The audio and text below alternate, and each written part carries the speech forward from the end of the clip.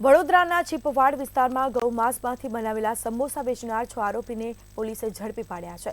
સમગ્ર મામલે પોલીસને માહિતી મળતા તપાસ હાથ ધરવામાં આવી હતી અને જેમાં મોહમ્મદ યુસુફ શેખના મકાનમાંથી 326 કિલો પ્રાણીનો માંસનો જથ્થો જપ્ત કરવામાં આવ્યો છે અને જેના એફએસએલ રિપોર્ટ કરાવતા ગૌમાંસ હોવાનું સામે આવ્યું, જે બાદ પિતા પુત્ર સહિત કુલ 6 આરોપીને ઝડપી પાડવામાં આવ્યા છે અને કાયદેસરની કાર્યવાહી હાથ ધરવામાં આવી છે।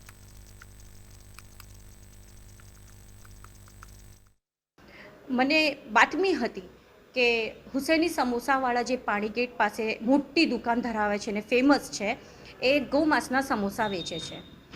એ ઇન્ફોર્મેશનના આધારે હું ડીસીપી પન્ના મોમાયા મેડમને હું મળી અને એમને તરત જ એમની પોતાની ટીમ તૈયાર કરી અને અમે બીજા દિવસે પોલીસ સાથે રેડ કરી એલસીબી પીએસઆઈ શ્રી બારિયા સાહેબ અને એમના સ્ટાફ અને ખૂબ પ્રમાણમાં ગૌમાંસ મળી આવ્યું। ડીપ ફ્રીઝર હતું, ક્રશર હતું, બહુ જ જબરજસ્ત એને સામ્રાજ્ય ઊભું કર્યું હતું।